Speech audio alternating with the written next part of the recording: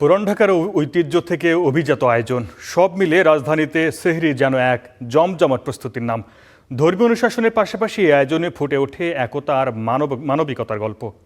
আয়মান সাদিককে সাথে নিয়ে রাজধানীর প্রথম সেহরি গল্প জানাচ্ছেন তসলিম হোসেন।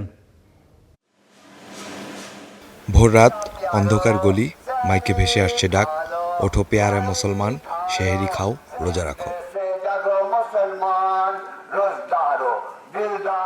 নাগরিক জীবন ঘুমে আচ্ছন্ন, তখনও ঐতিহ্যের জানান দিয়ে জেগে থাকে পুরান ঢাকা। সেহরির সময় মানুষকে জাগিয়ে তোলার এই রেওয়াজ বহু পুরনো। উঠো মুমিন ভাই, আল্লাহর বান্দা, ঘুম থেকে উঠো, সেহরির টাইম হয়েছে, সেহরি খেয়া নামাজ পড়ে জান্নাতের দরজা খোলা রাখো, ওর যাও মুমিন ভাই। উনি তো প্রায় গত দুই যুগ ধরে ডাকতেছে, আমরা ছোট থেকে দেখতেছি। ওনারা আগে দেখলাম যে ওনারা বাপ চাচারা, এলাকার অনেক ময় মুরব্বীরা এখানে কাসিদা হতো, কাসিদার মধ্যে একটা উইনার হতো, ওনারা মারা গেছে। এখন এই ঐতিহ্যের জিনিসটা পুরান ঢাকার মধ্যে ওনারাই ধরে রাখছে। পুরান ঢাকার নাজিরবাজারেও ছিল জমজমাট সেহরির আয়োজন, তবে প্রথম রোজা হওয়ায় ক্রেতার সংখ্যা কম বলছিলেন দোকানিরা। নানা কারণে যারা পরিবারের বাইরে তারাই সেহরি করেছেন এভাবে, জানান প্রথম সেহরির তৃপ্তির কথা। প্রথম রোজা হিসাবে আমাদের বেচাকেনা আলহামদুলিল্লাহ খারাপ হয় নাই, ভালোই। যত দিন যাবে তত বেচাকেনা বাড়বে। প্রথম রোজা বাবা মা ছাড়া ফ্রেন্ডদের সাথে এনজয় করতেছে, সেহরি করতেছে, একটু খারাপ লাগাও আছে, অবশ্য ভালো লাগাও আছে। ফ্যামিলি ছাড়া প্রথম সেহরি আমি আমার ওয়াইফ, আমার ফ্রেন্ডদের নিয়ে আসছি।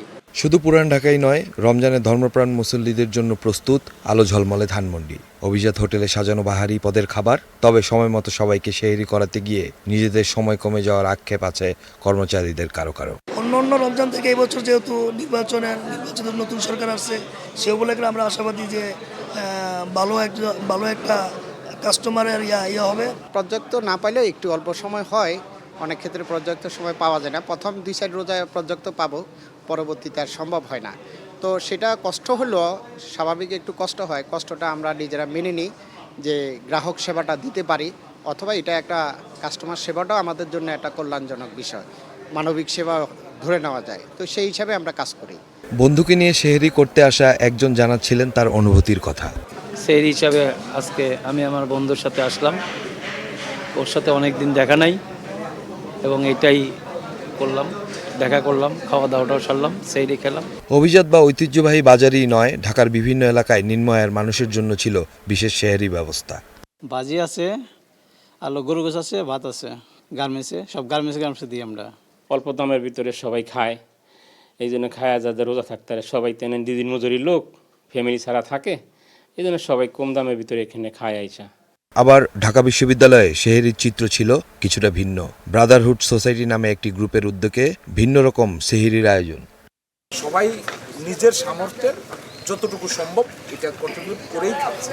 সো হচ্ছে যে এখানে আমরা যারা আছি সবাই ভাই বলে। বিভিন্ন স্কলার যারা আছেন তারা এটাকে খুবই ইউনিটির একটা মাস হিসেবে দেখেন। তো এই ইউনিটির একটা রিফ্লেকশন বা সেলিব্রেশন হচ্ছে আমরা এখানে দেখলাম।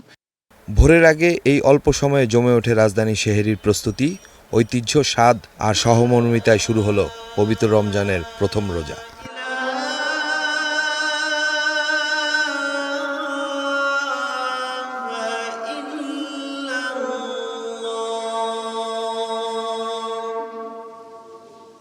Taslim Hossain, star news, Dhaka.